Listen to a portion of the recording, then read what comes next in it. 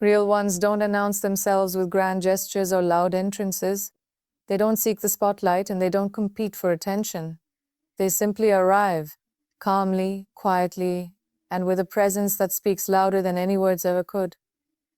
You don't even always notice them at first. Not because they are forgettable, but because their energy isn't demanding. It's grounding. And in a world where so many people are performing, pretending, or pushing their way to the front, a real one stands out by simply being still and being real. You don't fall for a real one because of their noise. You fall for the stillness you feel when you're around them. A sense of peace, of safety, of knowing without explanation. They aren't exhausting to be around. You don't feel like you need to be more than you are. In fact, you start to shed the masks you've worn for so long, just to keep up with a world that rarely pauses long enough to actually see people. Real ones allow you to exhale, to soften, to be. They won't flood your inbox with sweet nothings or overwhelm you with compliments that feel more performative than sincere. Instead, they'll remember the way you take your coffee. They'll ask how your day really was and wait for the honest answer. They'll sit in silence with you without trying to fill the space, because their comfort isn't in the performance, but in the presence. That's the kind of depth that doesn't sparkle on the surface, but stays with you long after they've gone. Most people are drawn to noise, to charisma, to confidence that screams instead of whispers. But those things fade, they tire you. Real ones, on the other hand, build connection from the inside out. They are rooted, not reaching. And they teach you by simply being who they are, what it means to be steady, grounded, honest. When you meet someone like that, it doesn't feel like a fireworks show. It feels like a sunrise, gradual, consistent, beautiful in its simplicity. You don't get overwhelmed, you get centered. You don't lose yourself, you find more of who you are. And that's how you know it's something different, something real. But because real ones are quiet in their approach, many people miss them. They walk past them looking for more sparkle, more wow, more impressive. They chase the loud and the visible, while the meaningful waits patiently in the background. That's the painful irony of depth. It often gets overlooked by people who are still searching for surface validation. And when a real one leaves, when for whatever reason they are no longer part of your world, you don't just miss what they did for you, you miss who you became when you were with them. Because a real one inspires growth by their presence, not their pressure. They don't fix you, they reflect you. And sometimes that reflection is the only time you've truly felt seen. They don't love you by trying to complete you. They love you by honoring your wholeness. They don't promise the world, they show up in yours, and that difference changes everything. The tragedy is, too often we only realize this once they're gone. When the noise fades and the excitement of surface-level affection wears off, we find ourselves longing for the calm of someone who just got us. Someone who didn't need to be reminded how to love gently, because that was the only way they knew how. And by then, it's not always easy to go back. That's why when you find someone real, someone deep, someone grounded, you protect them, you see them. You don't let the chaos of the world make you forget the calm they brought into yours. And if you've lost a real one, if someone truly grounded has walked out of your life, don't let that pain turn to bitterness. Let it become your teacher. Let it refine your standards, not lower your expectations. Let it remind you that depth exists, and you should never again settle for the noise that tries to imitate it. Because now you know the difference. The real ones may not shout. They may not dazzle you with the drama or overwhelm you with promises. But they will stay, they will show up, they will know you. Not the version of you you show to the world, but the one that comes out when all the lights go off and the masks fall away. That kind of person doesn't just change your life. They change how you love, how you show up, and how you choose every connection that follows. So don't go chasing the loudest one in the room. Learn to recognize the depth in the quiet, the presence in the stillness, and the power in those who don't perform, but simply profoundly are. Because once you've known a real one, you won't ever feel whole with anything less. When someone truly meaningful leaves your life, the weight you carry isn't just about their absence. It's about yours too. Not the physical absence, but the emotional, internal version of you that lived only in their presence. You see, when you connect with someone deeply, when they see you in ways you didn't even fully see yourself, they don't just take up space in your life, they bring out parts of you that no one else has ever touched. And when they go, it can feel like those parts disappear with them. You don't just lose the conversations, the routines, the laughter, or the comfort. You lose the version of yourself that felt safe, that felt open, that felt real. The way you laughed a little louder, the way you softened when you were around them, the way you believed in something more. That's the part that stings quietly long after they're gone. It's not just what they gave you, it's who you were allowed to become because they were there. Because in the right connection, you drop your guard, you take risks, you let the walls down, not because you're weak, but because for the first time, you felt like someone would catch you if you fell. You tell stories you haven't told in years, you dream out loud, you cry without apology. And somewhere along the way, without even realizing it, they start to become a mirror, not just of who you are, but who you could be. That mirror doesn't lie. And it doesn't flatter either. It reflects you, the real you. The you without fear, without performance, without pretense, without pretend. That's the you that flourishes in the presence of someone who truly sees you. And that's the hardest part to mourn. Because when they leave, there's no guarantee that version of you will ever come back the same way. You try to move on. You try to tell yourself that it's okay, that it was meant to be, that time will heal. And maybe it will. But healing doesn't mean forgetting. Healing means learning how to live without the part of you that came alive only when they were near. It means learning how to find that light again, on your own. And that's not easy. Because when someone draws something beautiful out of you, it's hard not to associate that beauty with their presence. But here's the truth. That part of you was always yours. They may have helped unlock it, but it didn't come from them. It came from you. It was your softness, your trust, your heart, your courage. What they did was awaken it. What you must do now is protect it, nurture it. Learn to hold that version of yourself even when they're no longer around to reflect it back. Yes, it's painful. It's deeply painful to sit in the emptiness where something so full once existed. But there's power in that pain too. It reminds you of your capacity to feel, to give, to grow. And it pushes you to reconnect with yourself. Not as you were with them, but as you are without them. You're still that person, maybe bruised, maybe a little more guarded now, but still full of depth, of love, of resilience. And just because someone is no longer in your life doesn't mean their presence was meaningless. Sometimes people come into our lives not to stay, but to show us who we really are beneath the surface. To wake up the part of us we buried, to teach us how to feel again. So no, it's not just about losing them. It's about navigating the loss of who you were in their presence. But what if this isn't the end of that version of you? What if this is the beginning of you reclaiming it fully, this time, without needing anyone else to unlock it? Because that's the ultimate healing. Not just moving on, but remembering that the parts of you they brought to life were yours all along. And just as you allowed someone else to see them, you now have the power to keep them alive, to let them grow, to let them guide your next chapter. Losing someone real will always hurt, but don't let that loss trick you into believing that the best of you is behind you. Let it be the reminder that there's more ahead, more self-love, more authenticity, more you. The person you were with them was beautiful, but the person you're becoming without them, that's strength, that's evolution, and that's entirely yours. Their absence becomes a teacher in the quietest, most unexpected ways. At first, it just feels like a void, an ache, a silence, a missing piece that once fit so easily into your everyday.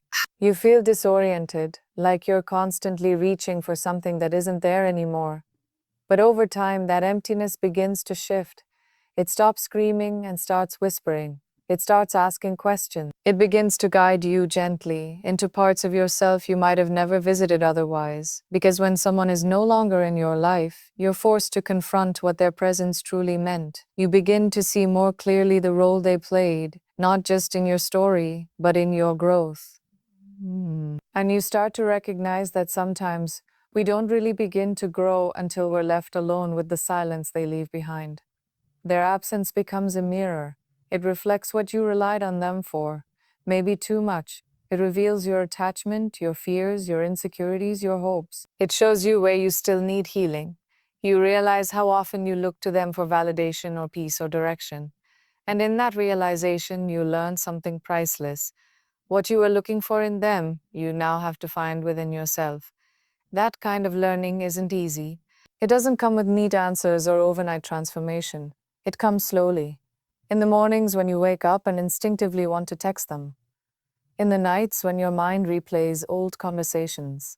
In the quiet moments when you miss the sound of their voice. But every time you choose not to reach out, every time you choose to sit with the feeling instead of running from it, you grow, you evolve, you step further into your strength. Their absence teaches you patience. With yourself, with the process, with life. It teaches you that healing isn't linear and that missing someone doesn't mean you're weak. It just means you're human. It means you allowed yourself to care deeply, to be vulnerable, to love in a world that often tells us to stay guarded. That is not a flaw. That is your power. And as you sit in the discomfort, you begin to uncover parts of yourself that were buried beneath the noise of that relationship. You remember dreams you had before them. You reconnect with people, passions, or practices you may have let go of. You start to build a life that feels yours again. Not a life built around someone else's presence, but one grounded in your own truth. You begin to see the difference between love that supports and love that distracts, between comfort and growth, between connection and dependency. You start to understand that some people enter our lives not to stay, but to shift us, to awaken something, to prepare us for the next version of who we are becoming. And sometimes that shift can only happen through separation. That's what makes their absence such a powerful teacher. It demands that you rewrite your story, not with bitterness, but with awareness. It asks you to let go of the version of the future you once imagined, and to trust that something equally meaningful can still exist ahead of you. It teaches you to stop looking backward and to start living more intentionally now. And eventually, you stop romanticizing the past. You stop placing them on a pedestal. You stop wondering what if and start accepting what is. You begin to understand that the pain you're feeling isn't just about losing someone. It's about what you're gaining through the loss. Clarity, strength, independence, self-love. These are the quiet gifts wrapped inside the ache of their absence. You come to see that letting go doesn't mean forgetting. It means honoring what was while no longer clinging to what can't be. It means carrying forward the lessons, the growth, and the gratitude while leaving behind the weight of the past. And one day, without even realizing it, you find yourself breathing easier, smiling again, trusting more. Not because the pain is gone completely, but because you've transformed through it. Their absence will always be part of your story, but it doesn't have to define it. It can be a turning point. A moment when everything cracked open and instead of breaking, you bloomed. Because the most powerful teachers aren't always the ones who stay. Sometimes they're the ones who leave and leave you forever changed. And if you let it, their absence will teach you to become everything you were hoping to find in them. That's the lesson. That's the gift. That's where your healing begins. The world doesn't pause, but you do. When someone you love walks away, when something meaningful ends, or when life delivers a heartbreak you didn't see coming, it can feel like the entire universe should stop spinning, if only for a moment. You look around and wonder how people are still going to work, laughing with friends, scrolling through their phones like nothing happened. You're stuck in a kind of emotional freeze while everything else moves forward without you. And that's one of the hardest parts of healing. Realizing that the world is not going to wait for you to catch your breath. It doesn't hold space for your pain, your confusion, or your grief the way you wish it would. It keeps demanding, keeps asking, keeps spinning. But your heart, your spirit, they slow to a crawl. You pause because you need to, because something inside you knows that rushing past the ache won't fix anything. So while everything else races ahead, you stop to feel. You stop to listen to the questions echoing in the silence. What went wrong? Why does this hurt so much? Who am I now without them? That pause becomes sacred. It becomes your space to recalibrate, to fall apart, to sit with yourself without the distractions. And even though it's uncomfortable, even though it feels like you're falling behind, it's necessary. Because true healing doesn't happen while you're pretending everything is fine. It happens in the stillness, in the breaking, in the rebuilding. You don't just mourn the person, you mourn the version of your life that included them. The routines, the shared plans, the memories that now feel like ghosts, and that mourning can't be rushed. You pause to honor what it meant. You pause because rushing into the next chapter would be like closing a book mid-sentence. People might tell you to move on, to keep busy, to let go. But healing isn't about speed, it's about depth. And sometimes the deepest kind of growth happens when you allow yourself to stop pretending, when you finally admit, this hurt me, this changed me, and I need time. So while the world keeps going, you give yourself permission to go inward. You take the long walks, you cry in the shower, you stare at the ceiling at 2 a.m., you replay memories, not because you want to get stuck in the past, but because you're trying to understand your place in it. And slowly, that understanding becomes a guide. In that pause, you begin to see things more clearly. You start noticing patterns, ways you gave too much, expected too little, or silenced parts of yourself to keep the peace. You begin to reclaim the pieces you lost in loving someone else. You rediscover your voice, your power, your boundaries, your boundaries. The pause teaches you who you are when no one else is watching. And even though it feels like the world is moving on without you, the truth is, you are moving too, just differently, more inwardly, more intentionally. Healing is not passive. Every tear you cry, every memory you face, every moment you choose not to run, that's movement, that's progress. Eventually, the world's pace doesn't feel so overwhelming. Eventually, you start sinking back into life, not because you're forcing it, but because something within you is ready. The pause doesn't last forever. It's not meant to. It's meant to strengthen you, to prepare you for the person you're becoming. And when you do return to the world, you come back wiser, softer in the right ways, stronger in the ones that matter. You don't forget what you lost, but you're no longer defined by it. You carry the experience not as a wound, but as a lesson, a reminder of your capacity to feel deeply, to survive, and to rebuild. So if you're in the pause right now, don't fight it. Don't shame yourself for not keeping up. The world doesn't need another person rushing through life pretending to be okay. It needs people who've sat with themselves long enough to come back with clarity, with empathy, with truth. Let yourself stop. Let yourself breathe. Let yourself grieve. Not because you're weak, but because you're brave enough to be honest about what you're going through. The world may not pause for you, but you can. And that choice, that's your power, that's your healing. That's the beginning of everything new.